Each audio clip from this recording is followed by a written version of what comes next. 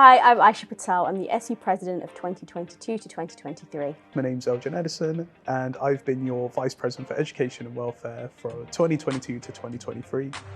We are in the middle of a cost of living crisis right now, so it meant that students are struggling with money. And one thing in the Students' Union that we wanted to address is just at least starting off with just how do we begin supporting our students. As an SU, we looked at how we aren't, as a university, reaching certain things, and how can we help our student body. That involves having a food bank that's up and running within the SU office, a free tea and coffee station, and also having a period dignity scheme. All of these were funded by other teams within the university, but we did a lot of haggling and proposals so that we could get the money that we do have for it. And I know there are discussions of how we could do it better, but we're currently, as the SU, trying to provide as we can. And we'd like to thank the alumni team as well as student services and registry in particular for these items.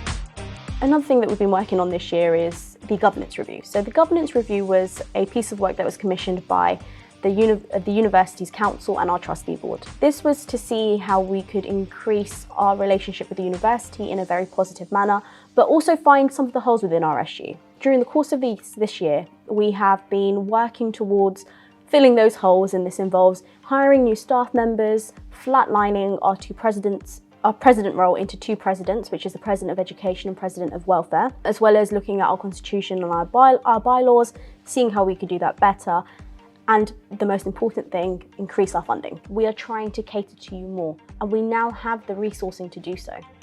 As some of you may know, we are merging potentially with City University. So this means that we will become a whole new university with City. Now, with this year, the SU has been a key point of finding out what the students think about it, truthfully. We've done a survey, we have been talking to students and doing a lot of groundwork in terms of what we give back to the university and what students think.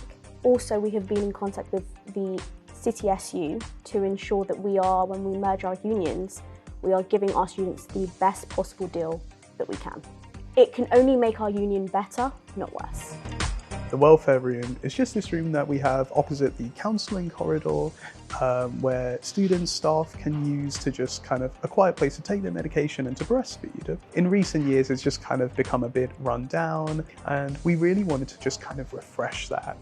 £10,000 worth of funding from the Access and Participation Steering Group. By getting this funding, we can now put in dimmable lighting, which means that students who may need to desensitise can go into the room and actually just relax. We're able to get in new seating so that you don't have a sort of muddled up room of different office furniture, and actually have furniture that is comfortable and enough for you to relax. We are putting in new flooring into this room so that it's easy to clear up any spills or messes. We are planning to dedicate this room to our late colleague Melissa Rose, and we'll be calling the welfare room the Rose Welfare Room.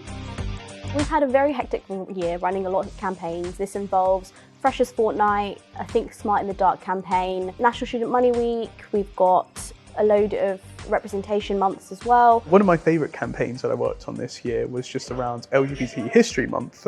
In February, I just spent each week just talking about a different figure in LGBT history. And it was so much fun to work on, and just telling students about this, whether it's through our badge making stalls or our Pride karaoke, with proceeds going to the Stonewall charity. This year, this Students' Union was a fundraising champion for the hospital charity, as we attempted to raise £5,000 for charity this year. Our clubs and societies did a lot to raise that money as well, and we also did several activities throughout the year. One of our favourite activities was just over there, just abseiling down the Pelican Hotel, myself and other members of staff, and it was just so much fun to just abseil down like a 13-storey building. We also did a campaign around exams, which involved giving students free pizza, so look forward to that, fingers crossed, next year.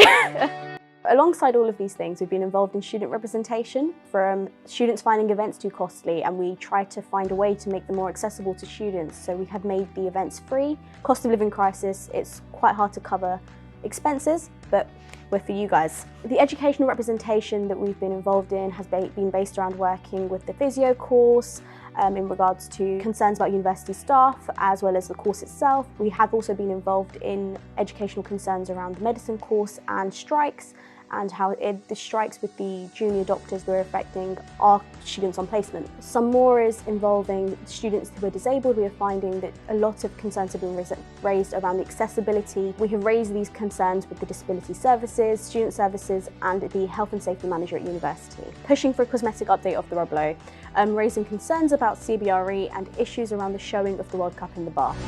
Being president isn't the easiest thing in the world. It's a roller coaster. You go in like a lamb, not knowing anything, and you come out as a wolf. I found the experience a real learning curve. You know, when you start out, there's all these skills that you just start off with on a foundational level, and the year really just gives you that chance to just refine it. It's very satisfying to have a student visit for a drop-in session purely to just say, thank you for supporting me through this time. There's no need for them to do that, but it just makes the action so much more meaningful, just showing that we've really done a good job in supporting these students. Just throw yourself into things, because if you don't, you never know what the outcome can be. Always be curious, always find what interests you, always explore that, and never come out of an experience with any regrets. If you want to do something, just go for it. Interact with your SU. We're here to help you. We're not here to be the university. We're here to be a fun organisation that helps you and is there for you.